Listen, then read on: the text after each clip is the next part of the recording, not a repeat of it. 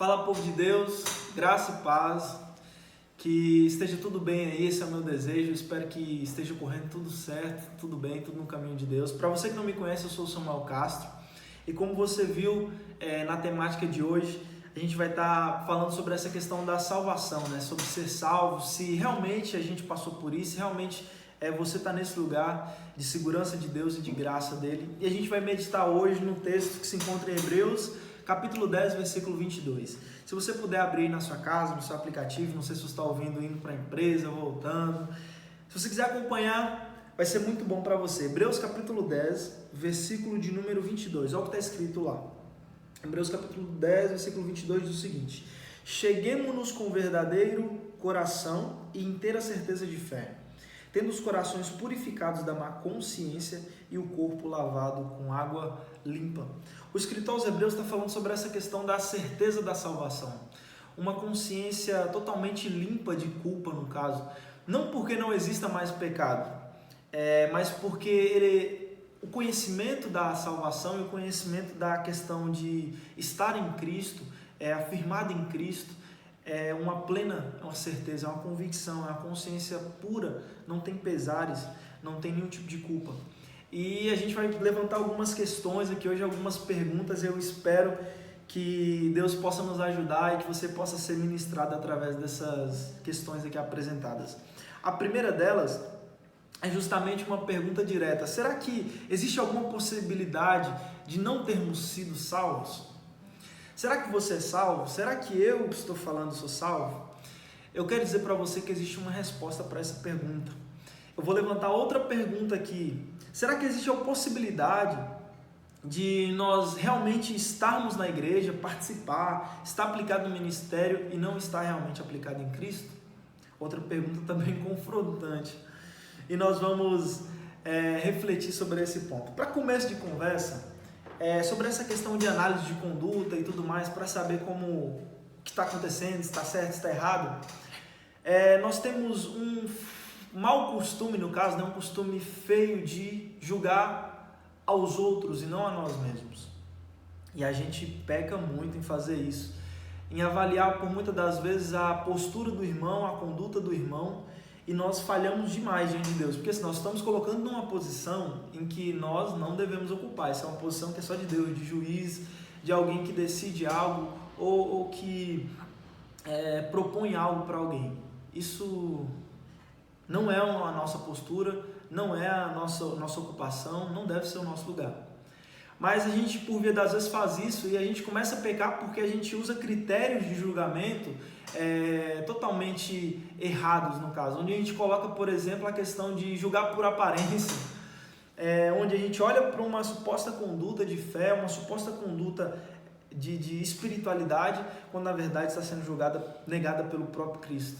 A nossa avaliação por aparência, ela é uma avaliação problemática. Muitas dessas formas de julgamento, onde nós colocamos a questão de olhar e falar: nossa, essa pessoa é realmente uma pessoa salva. Eu não consigo falar se eu sou salvo, mas eu consigo falar se a irmã Maria, que senta lá no último banco lá do centro de oração, ela é salva. Ela é crente, ela é salva. A irmã da intercessão, ela é salva. O pastor é salvo. E a gente avalia por muitas das vezes demais a vida dos outros e não faz uma autoanálise daquilo que é muito importante, que é justamente estar no caminho, estar em Cristo. Cristo censura essa postura nossa em julgar os outros e em concluir coisas por julgar, usando a questão da aparência, que a gente vai ver aquele ponto lá do fariseu orando no templo de pé em voz alta. O que Cristo está censurando, que por muitas das vezes, muitas pessoas que estavam ali em volta, quem sabe ao ver um fariseu de pé orando no meio da sinagoga, nas esquinas e gritando, a gente olhar para aquela situação e falar: nossa, que homem espiritual, que oração bonita, que postura que possivelmente deve agradar a Deus. Esse cara possivelmente é alguém que está dentro do centro da vontade de Deus, é alguém que está salvo nele. Só que a grande verdade é que Cristo vem e nos dá olha, peraí, está errada essa conclusão que vocês estão tomando, porque a grande verdade é que eles são hipócritas. Eles transmitem uma suposta espiritualidade, uma falsa espiritualidade, quando na verdade, perante mim, diante da minha soberana vontade, eles estão sendo negados, porque eles transmitem ser espirituais, mas na verdade eles não são. E Cristo vai usar uma série de outros exemplos com relação a exames que nós podemos fazer, usando tipo, nossa, que pessoa espiritual, quando na verdade a sinceridade dela a gente não conhece. A intimidade, ser íntegro no caso, né? Integridade é o que eu sou entre quatro paredes, aí, escondido, longe de todo mundo, é isso, a grande verdade que eu exponho quando não tem ninguém do meu lado. E Cristo conhece essa verdade, Cristo ele te conhece, meu irmão. Cristo ele conhece as nossas redes sociais, Cristo ele conhece o nosso coração, Cristo ele conhece as nossas amizades, Cristo conhece os lugares que a gente frequenta.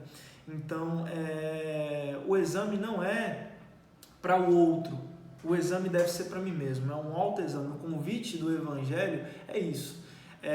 Irmão, não, a proposta do Evangelho não é você se arrepender pelo pecado do outro, é para você se arrepender do seu pecado, meu irmão. É sobre aquilo que você produziu, que te afastou de Deus, é sobre coisas de você diretamente com Cristo. E eu vou fazer uma proposta aqui, coloca aí numa métrica de 0 a 10, como está o seu nível de certeza de salvação, se é que a gente pode fazer isso, sabe? Eu espero, meu irmão, que você esteja dentro de uma métrica boa, positiva, que a certeza da salvação esteja aí. Mas eu tenho certeza que se você pesquisou essa temática aí no Google e veio no YouTube e veio até esse vídeo, chegou até esse ponto, você deve estar passando por alguns probleminhas com relação a isso. Eu confesso que eu já me perguntei por diversas vezes se eu realmente era alguém que estava salvo, se eu realmente era alguém que estava com o nome escrito no livro da vida, se eu era conhecido de Deus, porque eu tinha um medo daquela ministração que fala assim, alguém chega diante de Cristo naquele dia e fala: Senhor, em teu nome eu preguei, em teu nome eu expulsei os demônios, em teu nome eu curei os enfermos, e o próprio Cristo censurar dizendo: aparta-te de mim porque eu não te conheço. Essa proposta de, existe um lugar que você precisa estar, e se você não estiver lá, você vai com certeza padecer, porque você não está no centro da vontade de Deus, não foi salvo, não foi escolhido, dependendo aí da sua linhagem teológica, e a gente vai pensar sobre isso. É até bom falar sobre esse ponto. Agora a gente vai falar sobre a soterologia e eu pretendo responder, eu espero que o Espírito Santo te ajude a concluir sobre isso, sobre esse ponto de certeza de salvação, se eu realmente sou salvo, será que aconteceu isso diretamente em mim? E assim, independente, irmão, se você é calvinista ou arminiano, a gente vai falar hoje sobre a soterologia e vocês vão concordar que existe um caminho, independente se você é calvinista ou se você é arminiano, nós entendemos que existe um caminho só, que é Cristo. Se nós não passarmos por Ele, o texto vai dizer que ninguém vai ao Pai senão por Ele. Ele é o caminho. Então nós entendemos que é por Cristo que nós chegamos à questão da salvação. E provavelmente você passou por Ele. Você que está aqui, ou você, ao ouvir esse vídeo, quem sabe entra num nível profundo de arrependimento, onde você está mesmo, faz sua oração, entrega a sua vida para Cristo, e pode acontecer, e eu espero que isso aconteça, é um dos propósitos desse vídeo, que Deus te leve à questão da salvação, de escrever o seu nome no livro da vida. E olha para vocês verem o que está escrito no Evangelho segundo escreveu Lucas, no capítulo 13, versículo 23 a 30. É uma leitura um pouco extensa, mas é muito esclarecedora. Olha o que está escrito. E disse-lhe um dos discípulos, alguém que estava seguindo a Jesus: Senhor, são poucos os que serão salvos? E ele lhes respondeu: porfiai por entrar pela porta estreita, porque eu vos digo que muitos procurarão entrar e não poderão. Quando o pai de família se levantar e cerrar a porta e começar de fora alguém a bater, dizendo: Senhor, Senhor, abre-nos a porta, ele vai responder e vai dizer: eu não sei de onde sois vós. Então começareis a dizer: temos comido e bebido na tua presença, e tu tens ensinado nas ruas. E ele responderá: digo-vos que não vos conheço, nem sei de onde vós sois. Apartai-vos de mim, vós todos os que praticais a iniquidade. Ali haverá choro e ranger de dentes, quando virdes Abraão, Isaque e Jacó, todos os profetas no reino de Deus, e vós lançados fora. E virão do Oriente e do Ocidente, do Norte e do Sul, e assentar-se-ão à mesa no reino de Deus. E eis que o derradeiro há de ser o primeiro, e os primeiros hão de ser os derradeiros. A grande verdade aqui desse texto, e a proposta aqui por Cristo, através do escritor aqui que foi Lucas, é justamente a questão de pessoas que estavam, vocês vão ver a parábola aqui, o exemplo que Jesus vai usar, de um homem que estava dentro de casa, e aí ele decidiu fechar a porta. Quem não passou na porta, quem não estava lá dentro, ele decidiu fechar a porta, e alguém lá fora vai começar a bater, dizendo, Senhor, abre-nos a porta, e ele vai dizer, eu não te conheço, eu não sei de onde vocês são, eu não sei qual é a índole de vocês, eu não vou deixar vocês entrarem. E eles vão dizer, mas eu comia na mesa com o Senhor, eu me assentei, eu participei de comunhão contigo, e deixa eu entrar. E ele vai dizer, não, eu não conheço. E aí o texto vai finalizar com aquela sentença, né, daqueles que não serão salvos, que é justamente haverá ranger de dente, pranto, choro. E ele finaliza dizendo que o primeiro será o derradeiro e os derradeiros serão os primeiros. Seguindo esse ponto, essa questão, nós temos agora um segundo ponto. O primeiro ponto apresentado é a questão de passar por Cristo, que é a porta estreita, o caminho. Essa é a grande verdade do Evangelho. Se você está nele, você tem aí você tem a certeza da salvação. Você está em Cristo, tem a certeza dele. Só que agora existe um outro ponto que também é crucial para nós entendermos se realmente nós somos salvos ou se aconteceu isso em nós, que é justamente a questão do novo nascimento. É uma proposta pelo próprio Cristo, foi dada pelo próprio Cristo, e é muito confrontante quando nós paramos para pensar na questão da necessidade disso. Cristo vai falar sobre isso com Nicodemos, que vai procurar ele pela noite. A gente vai ler no texto, se encontra em João capítulo 3, versículo 1 a 3, uma das ministrações mais ricas de Cristo, ministrada para um homem só. O que Jesus vai falar para esse homem? E havia um fariseu chamado Nicodemos, uma autoridade entre os judeus. Ele veio a Jesus à noite e disse, Mestre, sabemos que ensina da parte de Deus, pois ninguém pode realizar os sinais milagrosos que estás fazendo, se Deus não estiver com ele. Aí no versículo 3, olha o que Cristo vai dizer. E respondendo, Jesus declarou, digo que na verdade, ninguém pode ver o reino de Deus se não nascer de novo. A proposta do Evangelho é confrontante, irmãos. Como eu falei, ela é algo que nos faz tomar uma postura totalmente diferente. Parece que a gente estava indo num rumo, seguindo uma proposta de vida, e aí Cristo fala assim, você está no caminho errado, está no sentido errado, segue agora na contramão. E agora você vai começar a andar na contramão do mundo, na contramão dos conceitos, dos conceitos de modismo e tudo mais, uma série de coisas. A gente começa agora a ter uma postura totalmente diferente da postura que nós estávamos antes. E uma proposta assim de novo nascimento transformador é justamente essa. Tem uma frase, se eu não me engano, é do Paul Washer. É bem legal essa frase. Ele usa o exemplo de um atraso, né?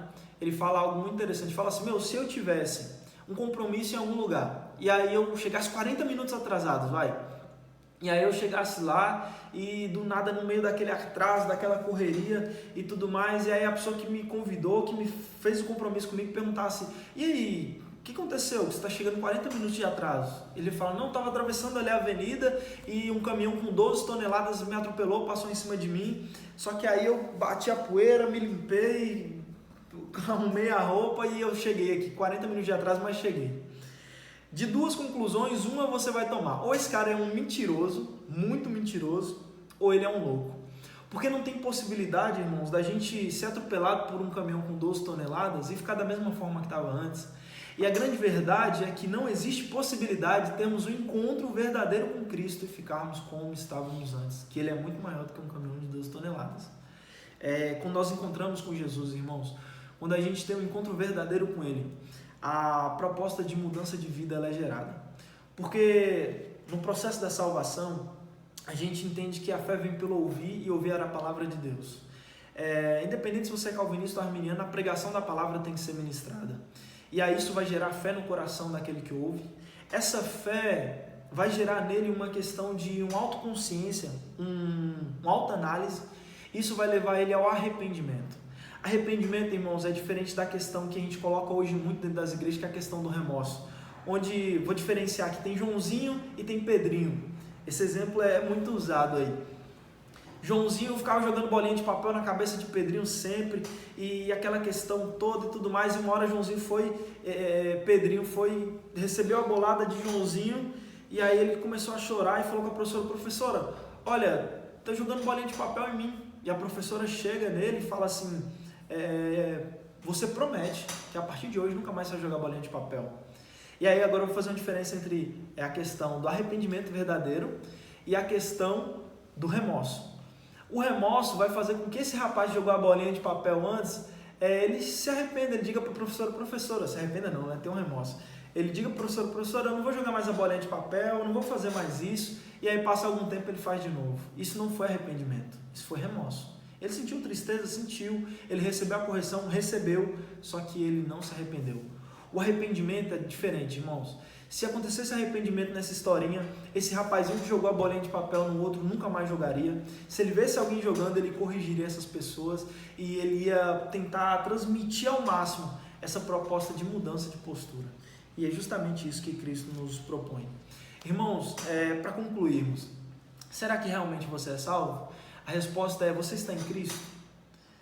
E de estar em Cristo, na caminhada com Ele, essa caminhada com Ele tem proporcionado transformação na sua vida?